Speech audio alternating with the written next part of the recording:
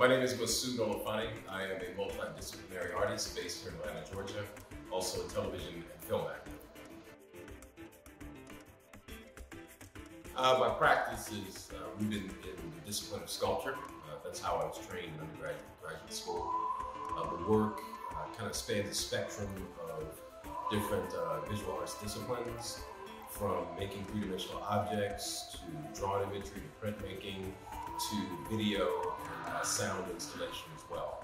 So I try to engage in a number of different creative techniques to communicate an idea. Okay. I think everything around me is a potential point of influence, and I'm never sure exactly what that point of influence is going to be. It could be something that I read, could be an object that I see as I'm walking down the street, could be a story that I've heard. So I'm always open to the environment around me in my daily life, and I try to maintain a willingness to pull from those experiences and use those experiences in my work. Okay. Well, certainly I'm interested in the life. I'm interested in humanity, first of all. My vision of humanity just happens to be seen through a prism of blackness, because I happen to be an African-American male in this creative space.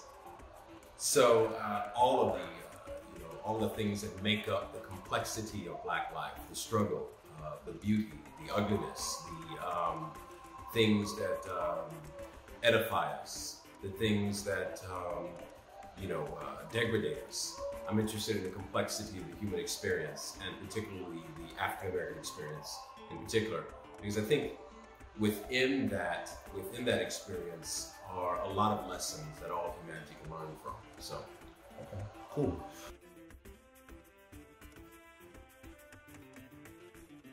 It's called Kite Packers. That is a few years old. They did this piece in 2016. It was first seen at the Museum of Contemporary Art in Georgia.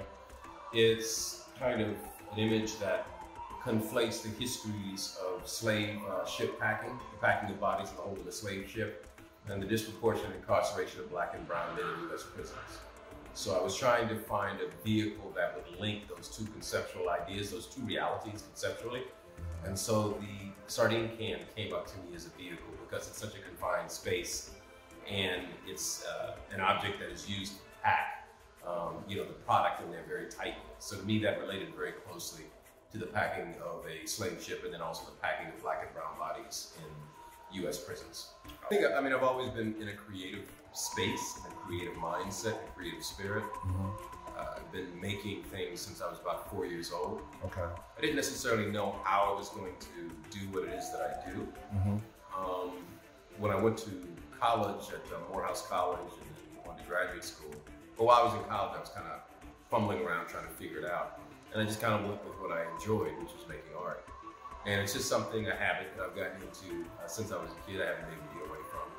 And then the process of being a professional artist kind of unfolds organically. There are some things that you do consciously to put yourself in the right places.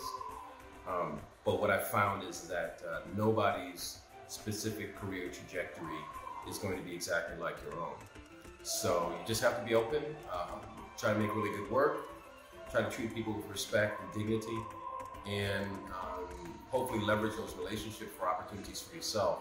And while you're doing that, also provide opportunities for other people who are coming up behind you. So it's a cycle. It's really interesting. It's a circle of giving and receiving.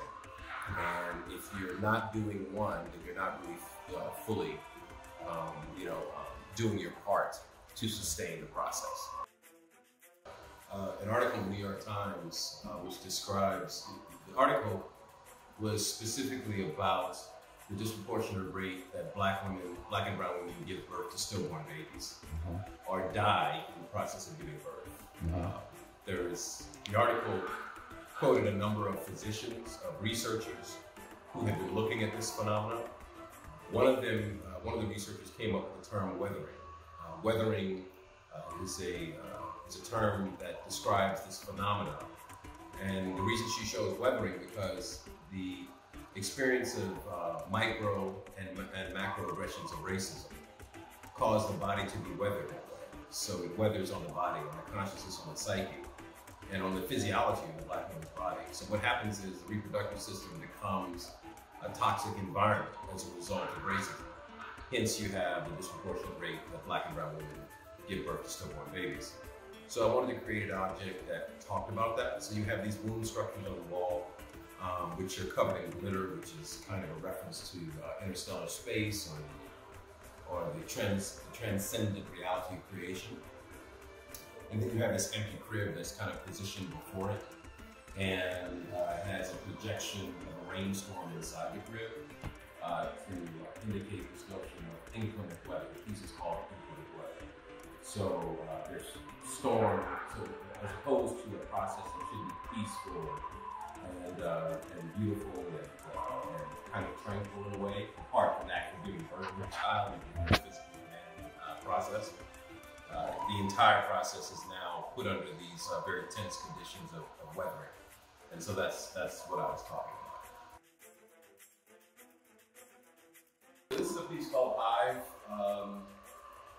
What I did was created a actual beehive form, and it has a sound device on the inside, which plays a loop recording of the sounds of a beehive, and then also this guttural rendition of a hymn song performed by a small Baptist choir in a remote Alabama town.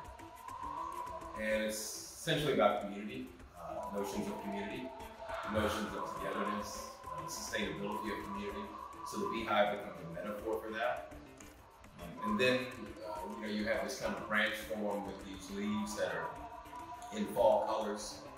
The piece is called Hive, Elegy for the Fallen. The fallen are the Black and brown men and women who have been killed during violent interactions with police. And so it's about community and then a loss of community as these people are lost to their families, to their society, and what that means for us collectively as people. On the floor, you have the fallen, which are the leaves, which have been silk screened with images of those individuals who died, victims of police brutality.